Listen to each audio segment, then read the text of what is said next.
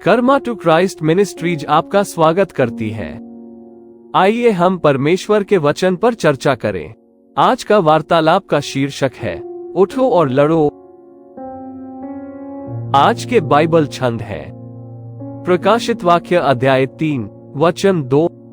सावधान रहो और जो बचे हुए हैं और मरने को तैयार है उन्हें दृढ़ करो, क्योंकि मैंने तुम्हारे कामों को परमेश्वर के सम्मुख सिद्ध नहीं पाया। याकूब अध्याय 4 वचन 7। इसलिए परमेश्वर के अधीन हो जाओ, शैतान का विरोध करो तो वो तुम्हारे पास से भाग जाएगा। इफिसियों अध्याय 6 वचन 10 से 12। अंत में, हे मेरे भाइयों, प्रभु में और उसकी शक्ति में बलवंत बनो। परमेश्वर के सारे हथियार बांध लो कि तुम शैतान की युक्तियों के सामने खड़े रह सको, क्योंकि हमारा यह मल्लयुद्ध मांस और लोहू से नहीं परंतु प्रधानों से और अधिकारियों से और इस संसार के अंधकार के हाकिमों से और ऊंचे स्थानों पर आत्मिक दुष्टता से है। क्या आपको रॉकी फिल्म याद है जिसमें सिल्वेस्टर स्टैलोन ने एक बॉक्सर की भूमिका निभाई थी? क्या आप जानते हैं कि स्टैलोन ने ही इस फिल्म को लिखा था और शुरू में उन्हें सभी महान हॉलीवुड निर्माताओं ने अस्वीकार कर दिया था क्योंकि कहानी में पर्याप्त सेक्स या अपराध नहीं था और अंत में नायक हार जाता है। हालांकि यह उस दशक की सबसे बड़ी ब्लॉकबस्टर फिल्मों में से एक बन गई। 1976 में केवल 1.1 मिलियन अमेरिकी डॉलर के शुरुआती निवेश के साथ इसने 225 मिलियन अमेरिकी डॉलर से अधिक का मुनाफा कमाया और अब तक एक थिएटर, संगीत, वीडियो गेम, साउंड ट्रैक और 8 सीक्वल का मार्ग प्रशस्त किया। इस कहानी को खास और अनोखा बनाने वाली बात यह है कि एक साधारण दयालु व्यक्ति जिसके खिलाफ सभी बाधाएं थी ने सितारों तक पहुंचने का साहस किया। रॉकी गरीब था, एक इतालवी अप्रवासी पृष्ठभूमि से था, अशिक्षित था और उसके पास ठीक से प्रशिक्षण लेने के लिए कोई वास्तविक साधन नहीं था, लेकिन उसके पास एक चीज थी जो उसे बाकी लोगों से अलग करती थी, लड़ाई जारी रखने की इच्छा। फिल्म में हम देखते हैं कि चाहे कितनी भी बार अपोलो क्रीड, हैवीवेट विश्व चैंपियन, ने उसे नीचे गिराया हो, वो लगातार उठकर उसका सामना करता रहा और रॉकी अंत तक अपनी जगह पर डटा रहा। अपोलो खुद फिल्म में कहता है कि यह ईंट की दीवार से टकराने जैसा था। चाहे रॉकी को कितनी भी बार मुक्का मारा जाए, वो हार नहीं मानेगा।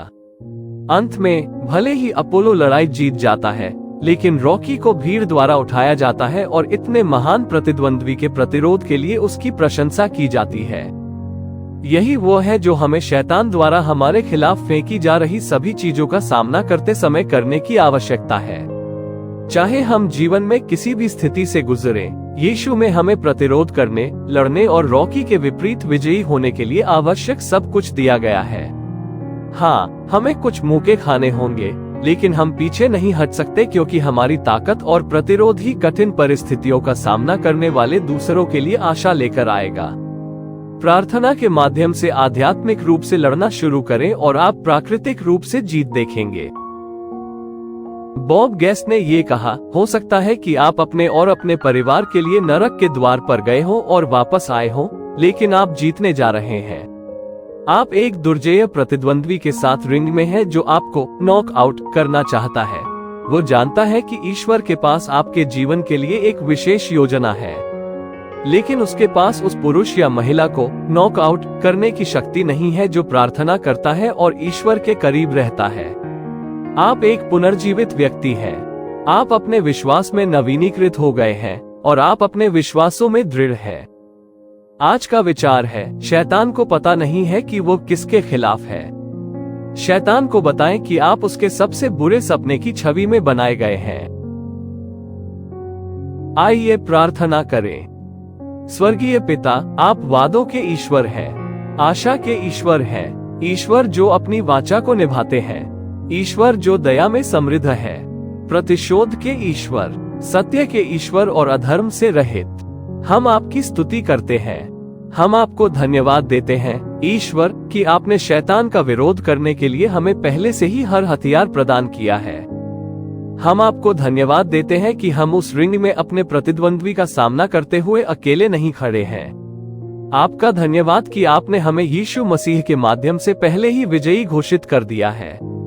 कभी कभी हार मान लेने और दुश्मन द्वारा हम पर फेंके जा रहे मुक्कों से डरने के लिए हमें क्षमा करें। हम आज घोषणा करते हैं कि हम परमेश्वर के अधीन रहेंगे, शैतान का विरोध करेंगे और उसे भागते हुए देखेंगे। हमारे विश्वास को मजबूत करें जो टूटने वाला है। हम आज पुनरुत्थान की शक्ति का आह्वान करते हैं। हमें आज निर्देश दे कि कैसे परमेश्वर के पूरे कवच को पहने और आध्यात्मिक रूप से लड़ें।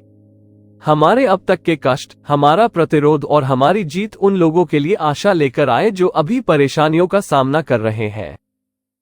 हम यीशु के शक्तिशाली नाम में मांगते हैं, आमीन।